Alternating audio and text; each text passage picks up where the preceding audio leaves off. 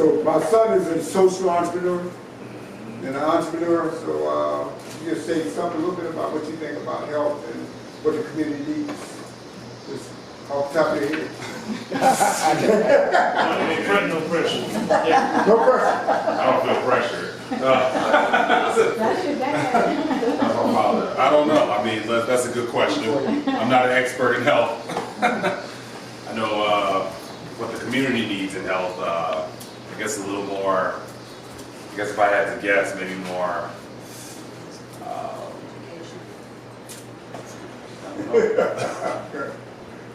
I guess I can speak for myself. I mean, how about that? Yeah. I need, for me personally, I need to, I guess be more aware of some of the stuff in the, especially the food we're eating and some of the things. I mean, while there's stuff out there, there needs to be a little more awareness on what it is that we're putting in. As far as I'm concerned, I always use this when I'm working with like youth to work in entrepreneurship. So I do business, I teach entrepreneurship, I teach class, but mostly my functions, I have a accounting firm and I do accounting business. I do accounting for nonprofits, schools, churches, all the type of different types of things. But I'm working with entrepreneurship and I'm teaching young people, I always talk about business as kind of like more than just this profitable thing that people just go after, right? Like, we gotta make money, it's not a question. I'm not saying we don't need to make money. That's important. We have to do things to make the world kind of go around, but I understand, but money should not be the end goal. So I kind of think about, it shouldn't be the only goal. So when you think about entrepreneurship being more than just profit, and always, it's like this social responsibility to it. So I always tell people, youth, like, if you could think about like a tomato farmer, right? At some point, he was growing tomatoes, safe, healthy, whatever. And somebody came in and said, hey, I got this thing called steroid. And you know what? I'm gonna make your tomato stronger. And it's like, oh, okay, that's good. What does it do to people?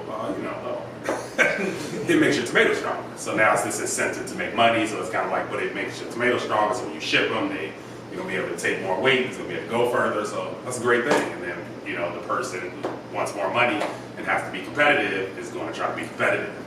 Then the hormone person come in and say, how can I make your tomatoes bigger?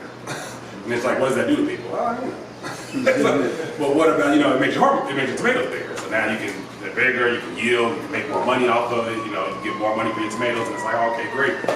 Now you again, and now the pesticide person comes in and say, hey, I can make your yields bigger. And it's like, oh, okay, great. So what does that do to people? FDA certified. So just this, I think about business. I love entrepreneurship. I love people that grow and do things. You have to be accountable to what it is that you're doing around you. So while, again, tomatoes, you want to make a tomato business, you should be able to be profitable. It should not be focused on just making money, hormones, steroids, all these things. I mean, while at the time we don't see them as like, oh, what could they possibly do? We know the effects of many of these things over time.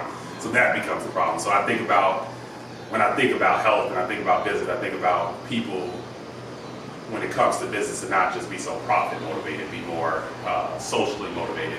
I always say business to be social, small social, local. Small is relative. Small business to be 50 million, it could be 100 million. They actually define it as $50 million. The reason why I say small is because I don't think anybody needs to consolidate all of the money. It's not saying you can't, but consolidation of power creates. Walmart employs 2% of the country. I mean, that's a lot. I mean, it's not everybody, but it's a lot. Maybe it's not 2%, but they employ 2 million people. Maybe it's a little higher, 2 million people. But it's a lot of people. So that's a lot of power to wield.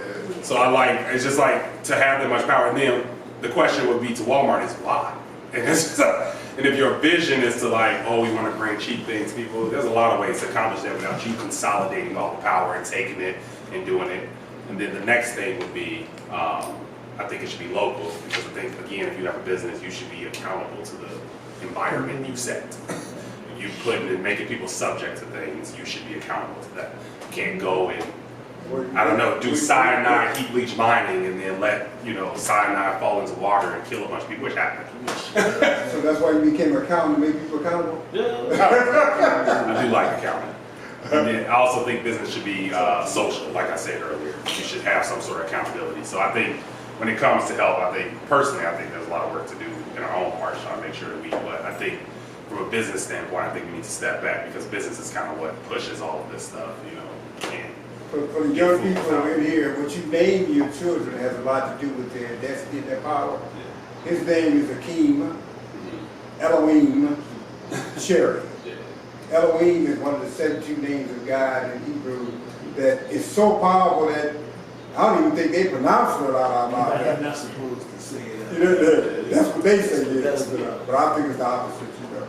So, and as you can see, the power is coming through.